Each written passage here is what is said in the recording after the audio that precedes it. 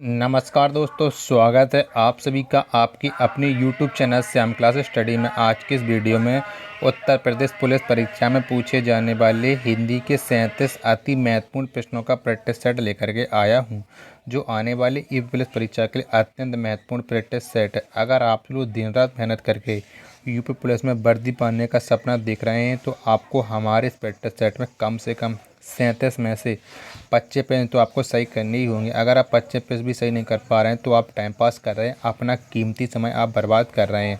आप हमारे practice set में जितना भी स्कोर करो, कृपया अपना स्कोर कमेंट बॉक्स में शेयर जरूर करा करो कि आपने हमारे इस प्रैक्टिस सेट में कितने प्रश्न सही किए। भले आप एक प्रश्न सही करो, लेकिन अपना स्कोर जरूर शेयर करा करो। प्रैक्टिस सेट पसंद आता है तो वीडियो को अब लाइक कर देना। चैनल को अभी तक आपने सब्सक्राइब नहीं किया तो चैनल को आप जरूर सब्सक्राइब कर लीजिएगा, और इस वीडियो को आप अपने सभी भाइयों बहनों तक जरूर पहुंचा दीजिएगा, जिनसे वो भी लोग प्रैक्टिस सेट को लगाएं और उन लोगों को भी अपनी तैयारी का पता लग पाए कि उनकी तैयारी यूपी पुलिस परीक्षा 2023 के लिए कितनी हुई है। इससे पहले मैं हिंदी के 241 प्रैक्टिस सेट अपलोड कर चुका हूँ। अगर आपने अभी तक वो नहीं देखे तो प्लेलिस्ट में आपको सारे प्रैक्टिस सेट मिल जाएंगे। वहाँ से जाकर के आप सारे प्रैक्टिस सेटों को एक एक करके लगा सकते हैं, जिससे आपको आपकी तैयारी का पता लग जाएगी आपकी तैयारी यूपी पुलिस परीक्षा 2023 के लिए कैसी चल रही है। इन्हीं सब बातों को ध्यान में रखते हुए शुरू करते हैं आज का अपना हिंदी का practice set number 242।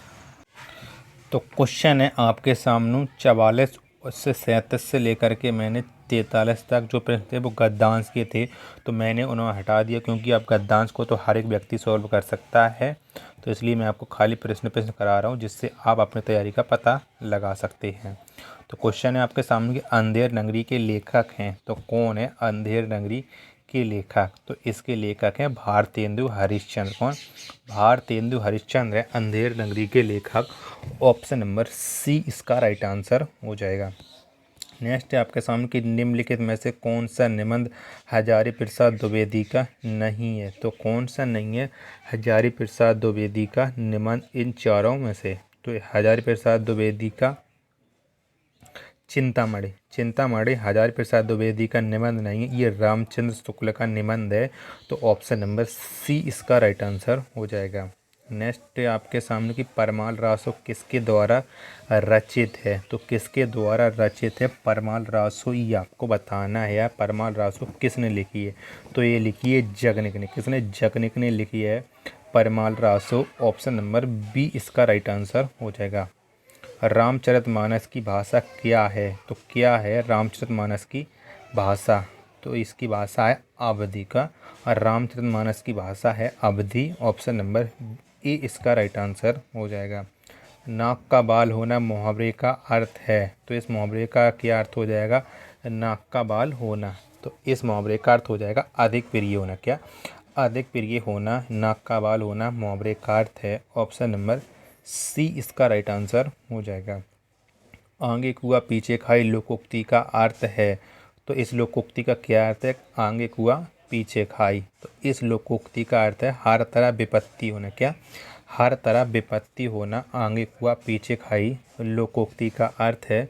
Option number B इसका राइट आंसर हो जाएगा। कौन सा सम्मात्रक छंद नहीं है? तो इनमें से कौन सा सम्मात्रक छंद नहीं, यानी वो एक विषममात्रक छंद है? तो कौन? दोहा। दोहा एक सम्मात्रक छंद नहीं है। ऑप्शन नंबर ए इसका राइट आंसर हो जाएगा। द्वंद्व समास है, तो बताना है आपको कौन से विकल्प में द्वंद्व समास है क्वेश्चन नंबर 51 में। तो द्वंद्व समास है नर और नारी, ये द्वंद्व समास का उदाहरण है। ऑप्शन नंबर सी इसका राइट आंसर हो जाएगा। अगला प्रश्न है आपके सामने कि नगर में रहने वाला को कहा जाता है, तो क्या कहा जाता है नगर में रहने वाला को? तो नगर में रहने वाला कहा जाता है नागर। क्या? नागर कहा जाता है। ऑप्शन नंबर बी इसका राइट आंसर हो जाएगा। जातिवाचक संज्ञा नहीं है, तो इनमें से कौन है जो जातिवाचक संज्ञा नहीं है?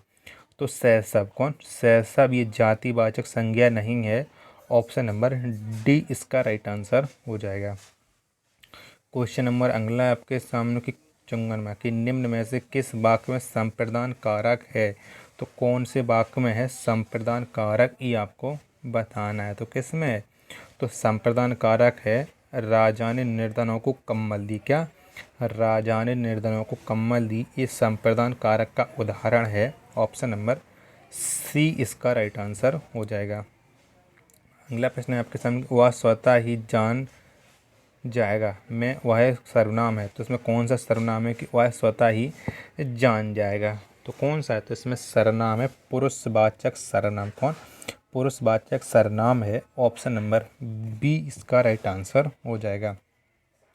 बिनु पद चले सुने बिनु काना, कर बिन करम करे बिद नाना, उपरोक्त पंक्ति में कौन सा अलंकार है, तो कौन सा अलंकार है कि बिनु पद चले सुने बिनु काना, कर बिनु करम करे बिद नाना, तो इसमें अलंकार है विभावना अलंकार। कौन सा? विभावना अलंकार है। ऑप्शन नंबर बी इसका राइट आंसर हो जाएगा। अगला प्रश्न है आपके सामने कि जो क्रिया दो या दो से अधिक धातुओं के मेल से बनती है उसे कहते हैं, तो उसे हम क्या कहते हैं? जो क्रिया दो या दो से अधिक धातुओं के मेल से बनती है तो उसे हम कहते हैं संयुक्त क्रिया। क्या? उसे हम संयुक्त क्रिया कहते हैं। ऑप्शन नंबर सी इसका राइट आंसर हो जाएगा।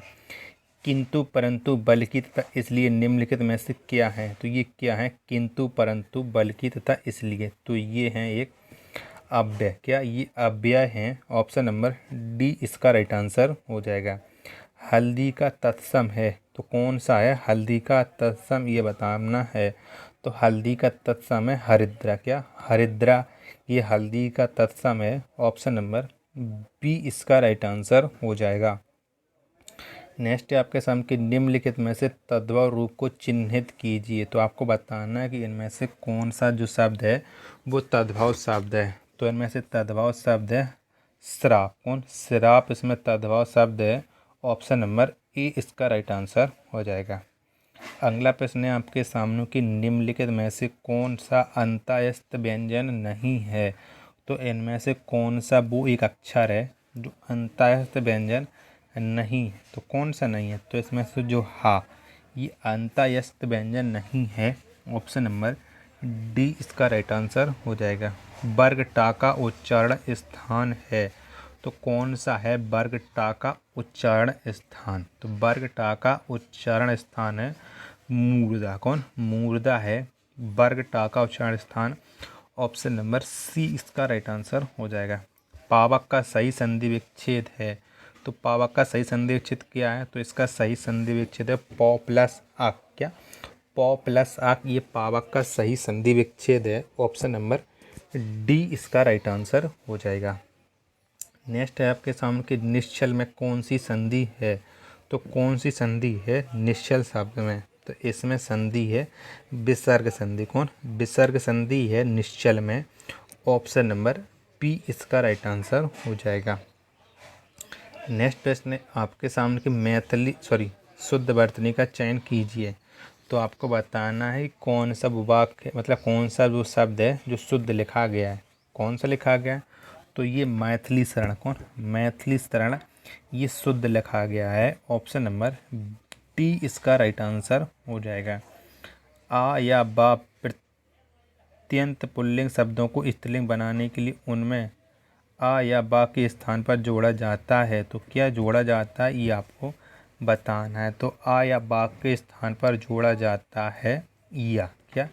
या जोड़ा जाता है। ऑप्शन नंबर ए इसका राइट आंसर हो जाएगा। प्रत्येक व्यक्ति यह कहेगा इस वाक्य में रेखांकित शब्द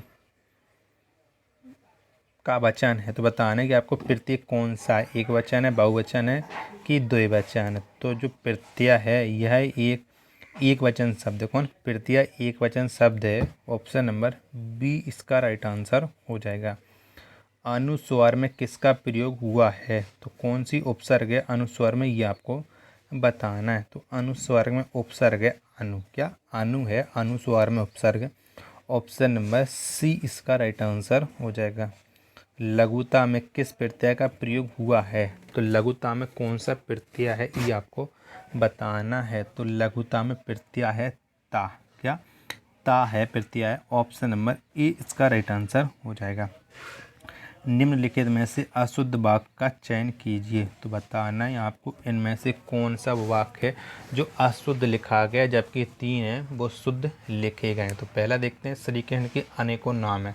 तो पहला ही मिल गया, ये अशुद्ध वाक्य है, यहाँ अनेकों नहीं अनेक होना चाहिए था, तो ये वाक्य शुद्ध हो जाता है। तो यहाँ मिस्टेक इसमें है, ये अनेकों में ये गलत लिखा गया है। तो ऑप्शन नंबर ए अशुद्ध वाक्य है। क्वेश्चन नंबर 71 है कि निम्नलिखित में से कौन सा आम का पर्यायवाची नहीं है। तो इनमें से कौन सा है जो आम का पर्यायवाची नहीं है। तो कौन सा नहीं है, तो आम का पर्यायवाची ताम रस। ताम रस ये आम का पर्यायवाची नहीं है। ऑप्शन नंबर डी इसका राइट आंसर हो जाएगा। कृष्ण का विलोम है, तो कौन सा है कृष्ण शब्द का विलोम, ये आपको बताना है। तो कृष्ण शब्द का विलोम हो जाएगा आपका श्वेत और शुक्ल। श्वेत और शुक्ल ये कृष्ण के विलोम शब्द हैं, यानी ऑप्शन नंबर डी, ए और बी दोनों इसके राइट आंसर हो जाएंगे। नेक्स्ट है आपके सामने कि निम्नलिखित में से कौन सा कुल कूल शब्द युग्म का सही अर्थ व्यक्त करता है। तो कौन सा सही अर्थ व्यक्त करता है कुल और कूल का, तो ये करता है वंश, और कूल का अर्थ होता है किनारा। तो यानी ऑप्शन नंबर ए इसका राइट आंसर हो जाएगा। अर्कजा निम्नलिखित में से किसका पर्यायवाची है। तो किसका पर्यायवाची है अर्कजा, ये आपको बताना है। तो जो अर्कजा अर्कजा ये यमुना का पर्यायवाची है। किसका, अर्कजा यमुना का पर्यायवाची है। ऑप्शन नंबर बी इसका राइट आंसर हो जाएगा। लास्ट प्रश्न है आज के प्रैक्टिस सेट का कि निम्नलिखित में से किसे स्थायी भावों का सहायक माना जाता है। तो किसे माना जाता है स्थायी भावों का सहायक, ये आपको बताना है। तो ये माना जाता है संचारी भाव को। किसे, संचारी भाव को स्थायी भावों का सहायक माना जाता है। ऑप्शन नंबर सी इसका राइट आंसर हो जाएगा। तो अब आप बताइए कि आपने हमारे इन 37 प्रश्नों के प्रैक्टिस सेट में कितने प्रश्न सही किए हैं और आपको ये वीडियो कैसी लगी। वीडियो पसंद आई हो तो वीडियो को आप लाइक कर देना। चैनल को अभी तक आपने सब्सक्राइब नहीं किया तो चैनल को आप ज़रूर सब्सक्राइब कर लीजिएगा। मिलते हैं अपन नेक्स्ट वीडियो तथा नेक्स्ट प्रैक्टिस सेट में। तब तक के लिए जय हिंद प्यारे साथियों।